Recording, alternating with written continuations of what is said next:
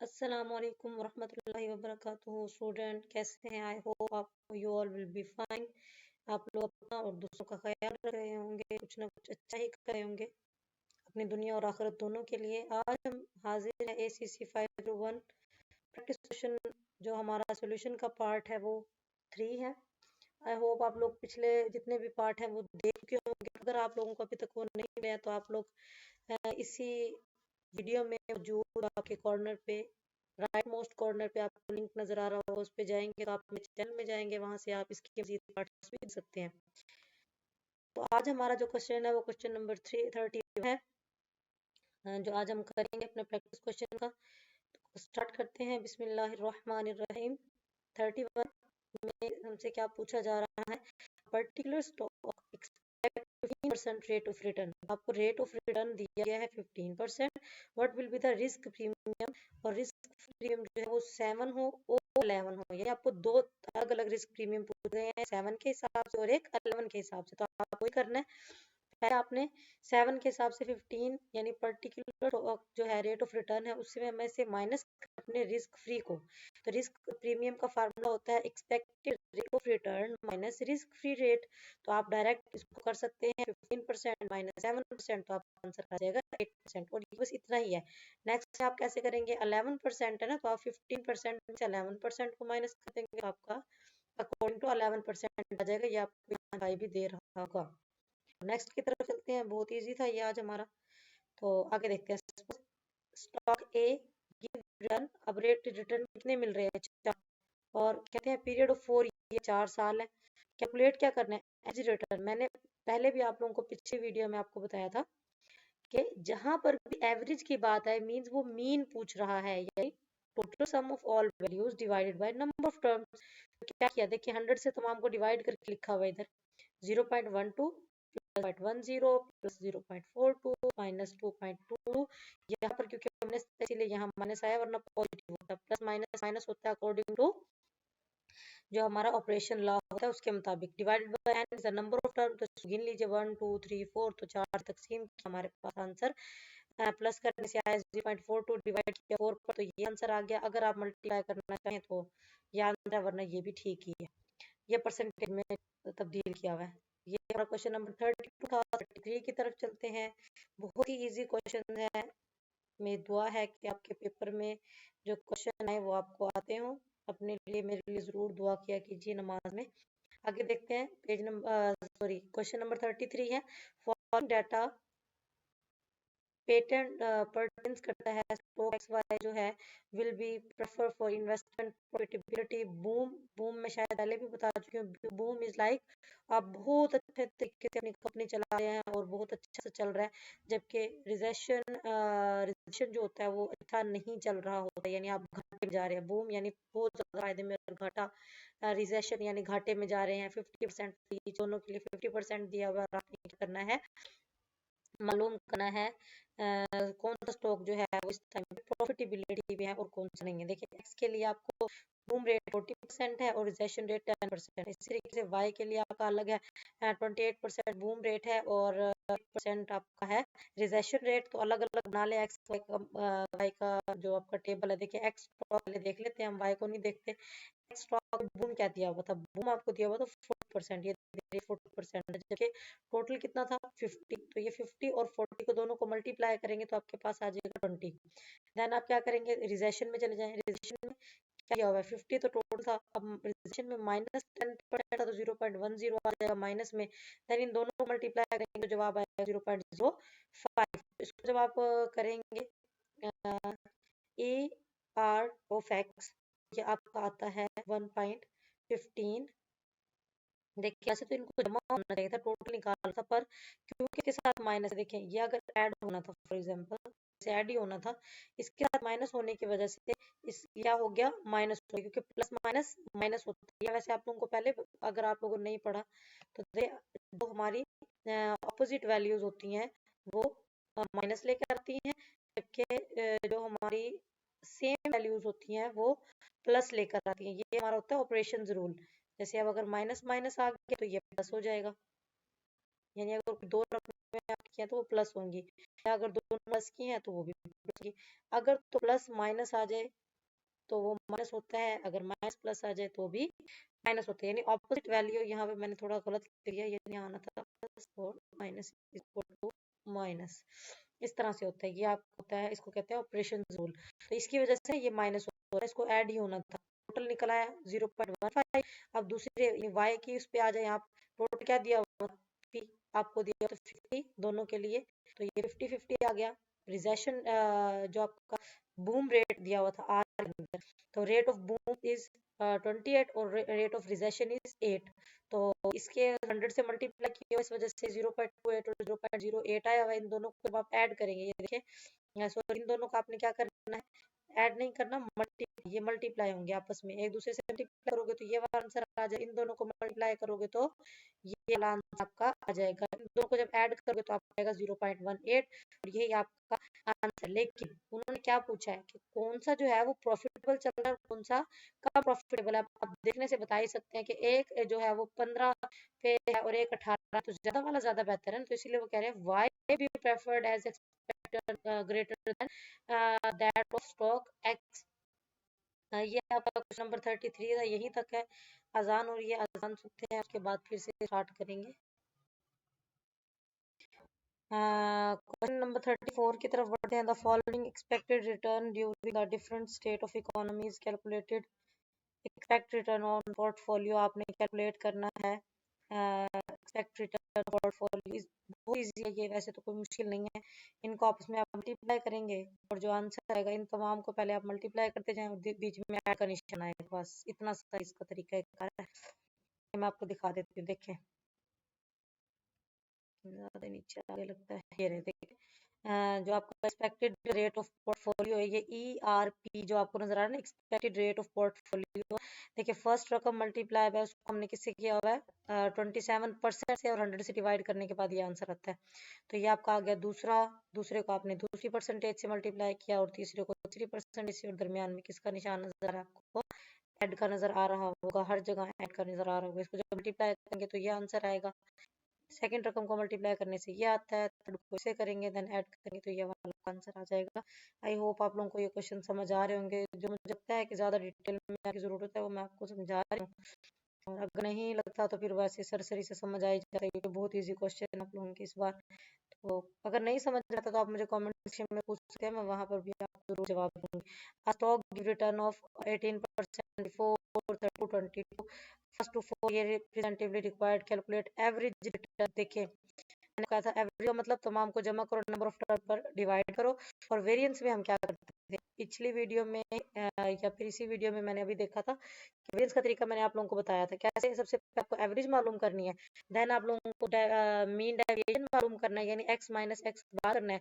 उसके बाद आप लोगों ने स्टैंडर्ड डेविएशन मालूम करना है। कैसे, जो आप x माइनस सॉरी वेरिएंस नहीं होगा वो, पहले आपने 3 से 4 चीजें मालूम करनी है। पहले तो एवरेज मीन, देन आपने मीन डेविएशन मालूम करना है, देन उसका स्केयर ले लेना है। जब उसका स्केयर आ जाएगा फिर आप उसको नंबर ऑफ टर्म -1 से डिवाइड करेंगे टोटल को, और देन उसका स्केयर ले लेंगे तो आपका हल हो जाएगा। ये मैं इधर भी आपको दिखाऊंगी। देखिए रिटर्न सबको ऐड किया, परसेंटेज से निकाला हुआ, यानी ये 18% था तो 100 से डिवाइड किया, 24 को 100 किया, 32 को किया, 22 को किया, तमाम को ऐड करना है। अभी मैं आपको रूल बता के आई हूँ, प्लस माइनस माइनस होने की वजह से यहाँ पे आपको माइनस नजर आ रहा है, वरना ये भी ऐड होगा।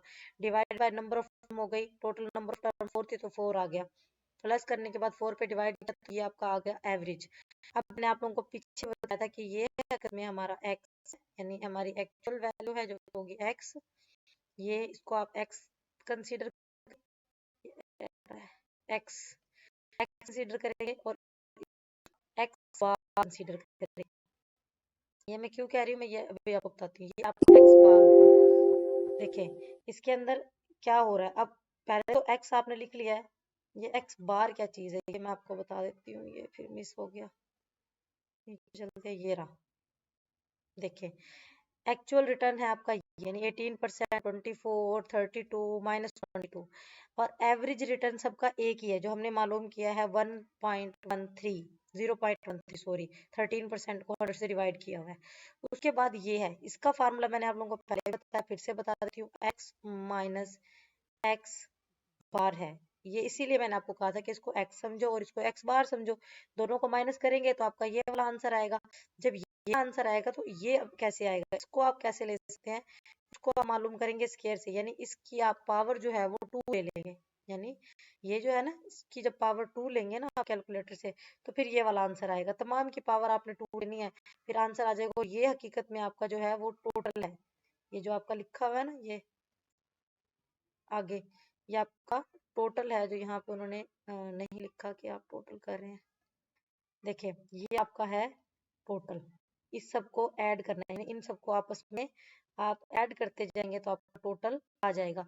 अब क्या करेंगे, ये जो टोटल अमाउंट है यानी square deviation divided by number of term minus 1, ये देखिए sum of square deviation divided by number of term minus 1 है। अब क्योंकि ये आंसर था टोटल सम ऑफ डेविएशन का, स्क्वायर डेविएशन का, और डिवाइडेड बाय, वैसे तो नंबर ऑफ टर्म हमारी थी 4, देखा है ना हमें 4, 4 में से जब -1 होता है तो कितने बचते हैं, 3 बचता है ना आप लोगों के पास, तो इसीलिए इन्होंने यहाँ पर क्या लिखा हुआ है 3, तो ये 3 आप डिवाइड करेंगे तो आपका वेरिएंस आ जाएगा। वेरिएंस के बाद आपने मालूम करनी है स्टैंडर्ड डेविएशन। अब स्टैंडर्ड डेविएशन में क्या करना है, इसी रकम का आप लोगों को रूट मालूम करना है और आपकी स्टैंडर्ड डेविएशन आ जाएगी। ये आगे होगा में भी, ये बार बार अब ये देखें, ये रहा, ये है आपका स्टैंडर्ड डेविएशन। स्टैंडर्ड डेविएशन का फार्मूला क्या होता है, वेरिएंस का स्क्वायर रूट। ये देखिए स्क्वायर रूट ऑफ वेरिएंस जो होता है वो आपका स्टैंडर्ड डेविएशन होता है, और इसको जब आप मालूम करेंगे तो आपका ये वाला आंसर आ जाएगा। 36 की तरफ चलते हैं। Mr Neem invest 55% of his fund security A and the balance security B, the expected return on A and B is 20 and 50%, यानी ए जो है वो 20 होगा और बी का 15 होगा। नेक्स्ट है, you are required to calculate the expected return of portfolio. Same to same अभी मैंने आपको बताया था हम कैसे एक्सपेक्टेड रिटर्न ऑफ पोर्टफोलियो मालूम करते हैं, उसके उसी की तरह होगा, बस थोड़ा सा ही चेंज है इसके अंदर क्योंकि रकमें कम है, जरा गौर कीजिएगा। पहले के लिए 55 है, यानी हमारे पास जो WA है वो तो 55 है, लेकिन आपको नजर आ रहा होगा कि 50 WB नहीं दिया हुआ, सिक्योरिटी बी की कोई अमाउंट नहीं दी हुई, इनकी परसेंटेज तो दी हुई है, रिटर्न रेट्स दी हुई है, लेकिन इसकी कोई अमाउंट नहीं है, तो इसके लिए हमें WB मालूम करना पड़ेगा, जो कि होगा, उसको मन से माइनस कर दो जो आपका WA है, तो आपका आ जाएगा WB। ये आपको पता है रिक्वायर्ड जो रिटर्न ऑफ ए है 20 था, रिटर्न ऑफ बी 15 था, वही वाला काम करेंगे। पहली अमाउंट को पहले से मल्टीप्लाई, यानी WA multiply by RA, WB multiply by RB, और दोनों को ऐड करेंगे, आपका आंसर आ जाएगा। नेक्स्ट आपको नजर आ रहा होगा, देखिए ये आंसर है, इसको ऐड किया है और ये आपका आंसर। नेक्स्ट क्वेश्चन है 37, कंपनी हैज बोरोड, कंपनी ने उधार लिया है 8,50,000 रुपए, एंड इंटरेस्ट जो उस पे इंटरेस्ट रेट रहा है 12% रहा है, कंसिडरिंग द टैक्स रेट भी है, you are required to calculate after tax interest bill. देखिए उन्होंने क्या क्या है, इंटरेस्ट आपने जो है वो टैक्स निकालना है, इंटरेस्ट रेट निकालना है, फिर बताओ क्या बचता है। सबसे पहले आप 12% निकालेंगे किसका, 85 8,50,000 का 12% निकालेंगे। इसका एक सिंपल सा फार्मूला होता है कि छोटे बच्चों को मैं यही बताती होती हूँ, अगर जब कोई भी उन्हें पढ़ाना पड़े, 9th-10th के बच्चे जो हैं उनको एक ही तरीका बताते हैं। देखिए उनको मैं बोलती हूँ कि इसका आपने ना ऑफ मालूम करना है, यानी आप हकीकत में क्या कर रहे हैं, आप इसका ऑफ मालूम कर रहे हैं 12% के साथ। अब फिर आपने क्या करना है, ऑफ की जगह आप डाल दें मल्टीप्लाई। देखिए आप क्या करेंगे, 8,50,000 मल्टीप्लाई बाय 12%, परसेंट भी लिखना है, अगर आप परसेंट नहीं लिख रहे तो उसको पहले 100 से डिवाइड कर लें और फिर उसको मल्टीप्लाई करें, तो इस तरह से आपका आंसर आ जाएगा। ये देखिए आपका आंसर यहाँ पर आया भी हुआ है। नेक्स्ट आपने क्या करना है, इधर आपका क्योंकि ये तो आपका सिर्फ इंटरेस्ट रेट ही कटा है ना, अब आपके पास टोटल अमाउंट सिर्फ ये बची हुई है, इसके अंदर से आपने क्या देना है, टैक्स रेट भी तो देना है ना 35%, वही वाला काम है जो आपका आंसर आया, यानी 1,02,000 ऑफ 35% आप मालूम करेंगे, मल्टीप्लाई करें और उसको 100 से डिवाइड करें तो आपका आंसर आ जाएगा। ये पेज फिर टर्न हो गया, चले यहाँ पर थे, यहाँ पर, तो ये आपको मल्टीप्लाई करेंगे तो 35,700 आपका आंसर आ जाएगा। अब क्या है, अब उन्होंने कहा आफ्टर टैक्स इंटरेस्ट बिल आपका क्या होगा आफ्टर टैक्स के बाद, यानी टैक्स के बाद आपका इंटरेस्ट बिल क्या है।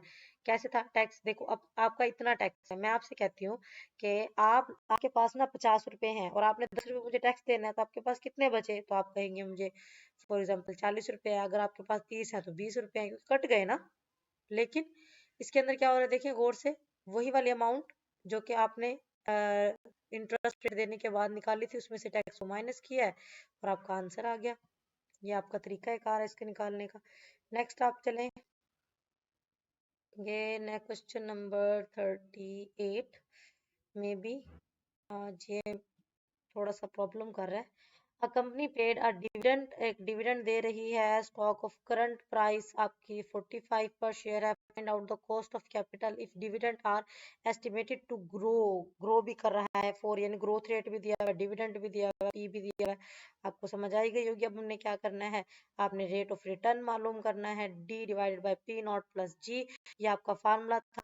अब इसके अंदर अगर अगर आप डी की जगह D1 का जो फार्मूला था वो क्या था, D1 बराबर था D.1 प्लस जी के, तो इसकी जगह इसका फार्मूला आ गया डिवाइड बाय P प्लस जी, और इसकी अमाउंट हम पुट करेंगे, वैल्यूज को पुट करके देखते हैं। देखिए वैल्यूज है D.7 था, 1 प्लस जी करेंगे तो 1.09 बन जाएगा, क्योंकि वहां पर 9% था तो 0.09 बनता है ना 100 से डिवाइड करके।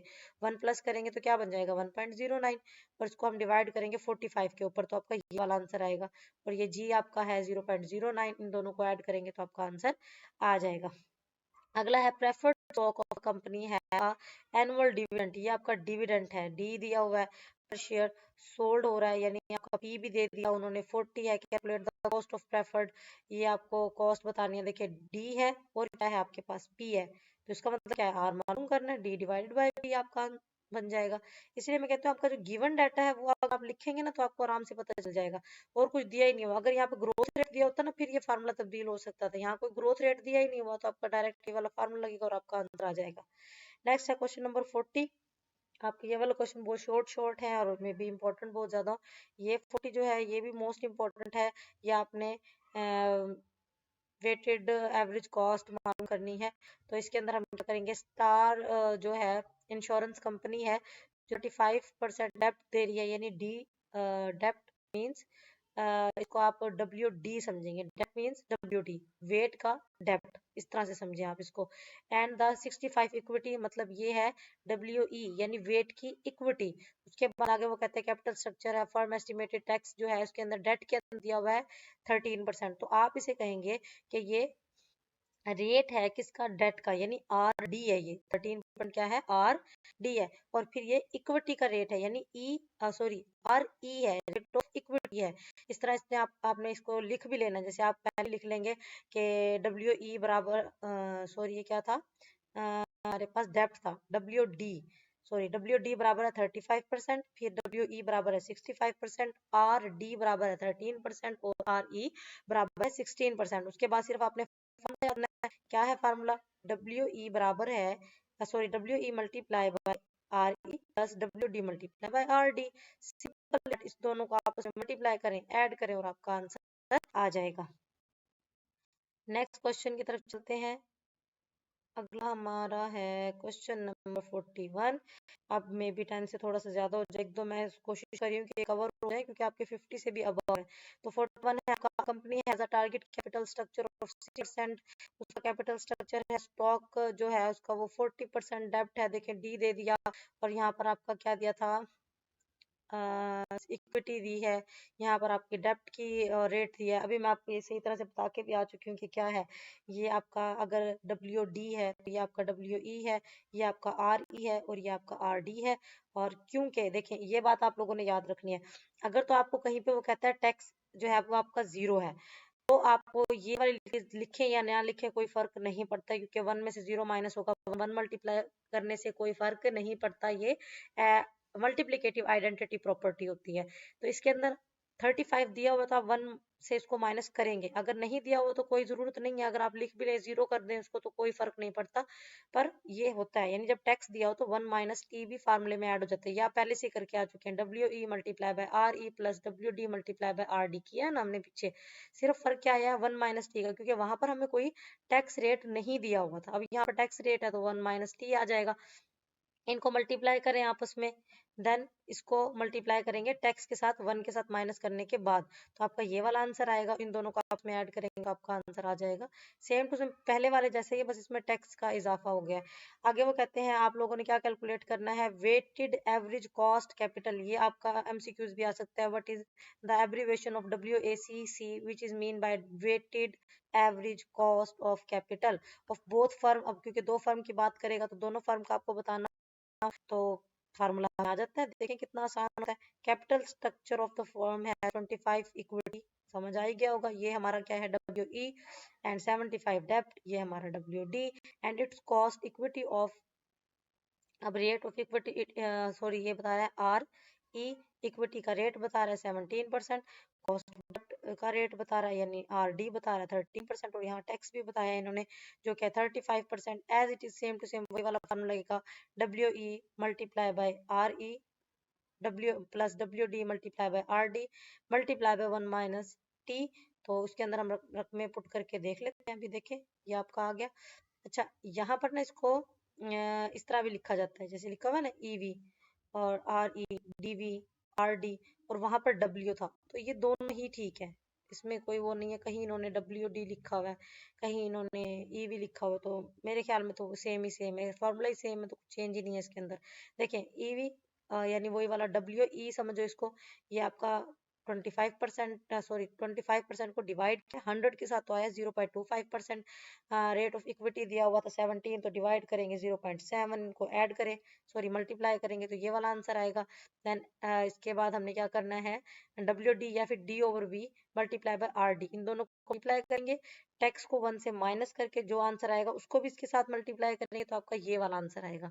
इन दोनों को आप ऐड करेंगे तो आपका ये आंसर आ जाएगा फॉर फर्स्ट फर्म के लिए। सेकंड फर्म जो है वो क्या कर रही है, उसमें उन्होंने कहा डेप्ट पहले दे दिया है यानी WD या फिर D/V, फिर 70 इक्विटी दिया हुआ है, estimate after the cost of the डेप्ट, ये वही वाला रेट ऑफ डेप्ट RD दिया हुआ है, रेट ऑफ इक्विटी RE दिया हुआ है। इनके साथ सेम फार्मूला लगेगा जो हमने पहले किया था, ये एग्जैक्टली WE है, ये एग्जैक्टली WD है। WE की जगह ये वाला रकम आएगी, RE मल्टीप्लाई हो जाएगा तो इसका आंसर ये वाला होगा, यानी मल्टीप्लाई करेंगे दोनों को तो 0.112 आ जाएगा। देन D/V, क्योंकि यहाँ पर देखें ना, आपको मैंने अभी थोड़ी देर पहले बताया था पिछले लास्ट क्वेश्चन में कि देखिए यहाँ पर किसी भी जगह पर टैक्स की कोई भी बात नहीं की गई है। अगर तो यहाँ पर हमारा जो है ना वो टैक्स आ जाता, अगर वो हमसे टैक्स पूछ लेते कि इतना टैक्स था या इतना टैक्स है, तो फिर तो हम इसके 1 माइनस टी जो आप पीछे करके आ रहे हैं ना, 1 माइनस टी, ये यूज करते हैं। क्योंकि अब यहाँ पर देखें तो 1 माइनस टी नहीं है, क्योंकि यहाँ पर कोई टैक्स भी नहीं है, तो यहाँ पर नहीं है, इनको मल्टीप्लाई किया, जो आंसर आया उसको ऐड किया, तो आपका आंसर राइट हो जाएगा। इसमें कंफ्यूज नहीं होना कि यहाँ रेट नहीं है तो 1 माइनस टी का क्या करें। तो अगर आप रेट नहीं है तो फॉर एग्जाम्पल है ही नहीं, जीरो है, अगर जीरो पुट करोगे तो भी वही आंसर आएगा। और अगर आप 1 माइनस टी नहीं भी लिखते हैं, जैसे इन्होंने यहाँ पर नहीं लिखा हुआ, तो वो मेरे आई होप कि ऐसा होगा ही नहीं, क्योंकि उन्होंने नहीं लिखा, तो आप भी ना ही लिखे तो बेहतर है, इजी हो जाएगा आप लोगों के लिए। अगला क्वेश्चन है क्वेश्चन नंबर 43, ये हमारा लास्ट क्वेश्चन होगा आज की वीडियो का। मुझे लगता है कि आप लोगों को अच्छे तरीके से समझ आ रहा होगा। अगर आप इस वीडियो तक आए हैं, लोगों से शेयर करें, सब्सक्राइब करने का कहें, ताकि जल्दी से जल्दी हमारी जो यूट्यूब फैमिली है वो बढ़ती जाए, मुझे ज़्यादा से ज़्यादा मोटिवेशन मिलती रहे कि मैं आप लोगों के लिए मज़ीद वीडियोज़ बनाती रहूँ, और आगे से आगे जो है आप लोगों की हेल्प आउट करती रहूँ। तो लास्ट क्वेश्चन हम कर लेते हैं इसका। AST यानी ये भी आपकी इंश्योरेंस कंपनी है, हैज 2 मिलियन शेयर है, इसके 2 मिलियन शेयर थे, और वो कहते हैं कि कॉमन स्टॉक आउटस्टैंडिंग है, and the current market price जो उसकी चल रही है वो 25 चल रही है। The market value of the total डेप्ट की मार्केट वैल्यू 50 मिलियन है। The cost of the equity is estimated 15%, जो कॉस्ट लगी है वो 15% लगी है, वाइल आफ्टर टैक्स के बाद डेप्ट हो जाता है 8%। Calculate the capital structure weighted WACC weighted average cost capital of the company, वही वाला है सेम टू सेम, बस इसमें कुछ चीजें मतलब ज्यादा है। जैसे फॉर एग्जांपल यहाँ पर उन्होंने कहा 20 मिलियन है और उसका जो शेयर है वो 25 है, तो आप 2 को 25 से मल्टीप्लाई करेंगे तो हमारे पास रियल आएगा ना, इक्विटी क्या है हमारा या WE क्या है, तो इसको मल्टीप्लाई किया तो हमारे पास आ गया WE। देन हमारे पास टोटल डेप्ट तो उन्होंने दिया हुआ था 50, total value of the firm हमारा बनता है टोटल इक्विटी प्लस टोटल डेप्ट जो कि है 100 मिलियन। अब वेटेड ऑफ इक्विटी क्या बनी है आपको पता है कि वेटेड ऑफ इक्विटी है हमारी 50, उसको डिवाइड करेंगे 100 के ऊपर तो आपके पास आ जाएगा WE। ये आप लोगों ने देखा था ना E/V, अभी मैं आपको दिखा के आई थी, सॉरी, एक था हमारा E/D, अगर आप लोगों को याद हो, और एक था हमारा पिछले ही क्वेश्चन में, लास्ट क्वेश्चन में, आप बैक जाके भी देख सकते हैं। तो एक था हमारा E/, जो हमारी इक्विटी इक्विटी ऑफ डेप्ट है ना, तो उसको हम इस तरह से डिवाइड कर रहे थे। तो ये हमारा डिवाइड करने के बाद ये आ गया। उसके बाद हमारा था डेप्ट, जिसको हम 1 से अगर माइनस करें, यानी WD जो है उसको माइनस करेंगे, WE से 1 माइनस करेंगे तो आपका ये आ जाएगा। और देन आपके पास ये हकीकत में क्या है, पहले हमें सब कुछ ऐसे बना हुआ मिला हुआ था, यानी WE था, RE था, WD था, RD था, लेकिन अब हमें बना बनाया नहीं मिला, हमें करना पड़ा है। बस यही फर्क है कि हमें पहले मालूम करना है और फिर उसको उसमें पुट करके आंसर निकालना है। ये तो आपको आ ही जाता होगा। अब ये हमारा फार्मूला है, मल्टीप्लाई करो, दोनों को ऐड करो और आपका आंसर आ जाएगा। तो ये हमारा लास्ट क्वेश्चन था। आई होप आप सबको समझ आया हो। अगर आपको कहीं से समझ नहीं आया तो आप कमेंट सेक्शन में आके बता सकते, like and subscribe my channel, ताकि जल्दी से जल्दी हमारे 1000 से ऊपर सब्सक्राइबर हो जाए और मोटिवेशन भी मिलती रहे। अपना और अपने आसपास सबका ख्याल रखना। टेक केयर, अल्लाह हाफिज।